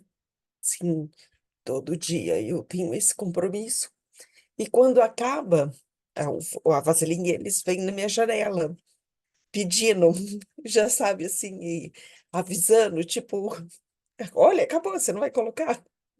Então, assim, em alguns momentos eu sento assim, debaixo da árvore, e eu até falo assim, ai, agora é o meu momento de tomar um banho de beija-flor, né? Porque daí eles vêm e fica circundando, e, e eu assim, é, fiquei muito tocada no sentido dessa alegria de viver. E eu achei muito, assim, forte e interessante esse, esse símbolo, né? E essa conexão que que os animais e a natureza, numa forma geral, né, traz para minha vida, no sentido de poder me comunicar mesmo com eles, num sentido muito mais profundo, né, de poder reconhecer quando eles vêm falar algo, né, seja fisicamente, ou em sonho, ou em alguma visualização de meditação. Enfim, e eu queria agradecer, porque nesse período, né, desses 3 livros, aprendi muito, foi muito, muito rico. É algo assim que eu quero continuar aprendendo, né, no sentido de voltar a estudar. E, e eu quero dizer que também as cartas, é, eu utilizo muito elas, né, como uma fonte é, de conhecimento, de trabalho interno, e é realmente assim, é muito conectado. E, e, e assim, quando eu não ouço as cartas, eu assim, sinto que falei, não, eu preciso ouvir mais. Então, eu estou trabalhando cada vez mais essa minha escuta em relação a toda essa natureza. E esse trabalho de escuta se deve e eu sempre que eu puder, eu quero compartilhar esse trabalho que é feito, Gabriel, porque eu acho que assim é um trabalho muito especial. Então, e eu quero agradecer a todos vocês também que de alguma forma contribuem para esse meu aprendizado. Então, muito obrigada. Arro! Gratidão, Juliana. Gratidão mesmo por dividir seu processo conosco. E que bom saber, né? Que também estamos aí nessa teia da alegria, dos beija-flores, nutrindo esses animaizinhos especiais, né? Aqui no nosso espaço a gente também tem muitas aguinhas para eles estão muito presentes, né? São muito importantes, então de fato essa faz diferença, né? A gente ter essa conexão muda muito, a vida é a mesma, né? No sentido de que os desafios são os mesmos, né? Mas a conexão faz toda a diferença, né? A gente pode passar o dia totalmente desconectado e um pouco mais conectado, e isso faz toda a diferença nesse sentido, né? A vida, entre aspas, lá fora não muda, mas esse olhar nosso muda, e isso muda tudo. Então realmente é muito importante. Por isso que nós estamos aqui, né? Para aprender junto a olhar de novo, né? Para toda essa natureza, para esses animais, para nos relacionarmos com a vida novamente, né? Porque é isso, não queremos cair na teia inconsciente da mãe-aranha, queremos a teia consciente e estamos aqui. Gratidão. Gabriel, Oi, Érica. oi. É prazer em conhecê-los. A Raquel eu já conheço de um encontro. É a primeira vez que eu participo aqui da leitura das cartas xamânicas. Eu falei, na primeira vez eu não vou me manifestar. Mas aí depois do depoimento da Carol, falei, não, agora eu não consigo me segurar, né? Para Carol e para outras mães também, eu queria deixar a indicação de um livro que foi um divisor de águas na minha vida, não sei se ela já leu, é da Laura Gutman, e o título é A Maternidade e o Encontro com a Própria Sombra. Eu sou mãe de gêmeos, eles apareceram aqui, eu estava no carro, aí depois eles chegaram, subi, estão fazendo barulho, troquei de lugares, assim, consegui um tempo hoje, mas é isso. Eles têm 8 anos, eu não tive depressão pós-parto, mas eu mergulhei nesse profundo da sombra com a maternidade gemelar. E assim como você, Carol, foi muito difícil esse primeiro ano. Eles estão com 8 agora. Ó, vai melhorar bastante. Esse primeiro ano é o mais desafiador. E quando eles tinham 1 ano e meio, com vários processos de saúde, separação, eu falei, eu preciso sair desse fundo do poço, dessas sombras que eram minhas, que a maternidade só trouxe à superfície, né? Como esses animais que trazem essa sombra para a gente purificar, eu acho que eu passei ali por muitos urubus, né? Querendo fazer essa purificação, mas a gente precisa de coragem para olhar para essa sombra. E a maternidade foi esse convite, como foi para você, Carol, e eu consegui despertar, e foi um processo longo, e hoje eu estou terapeuta integrativa, graças à maternidade gemelar e aos seus desafios. Então, só de você estar nesse grupo e estar fazendo os cursos, eu sei que você também já despertou, que você encontrou alguns urubus, alguns morcegos, mas você já conseguiu, já se permitiu olhar para essa sombra e fazer essa limpeza. Então, parabéns para você e vai melhorar bastante. Era isso. Érica, gratidão pela sua, pelo seu cuidado com o Uhum. grupo. Então, vamos às leituras. Eu vou pausar nossa gravação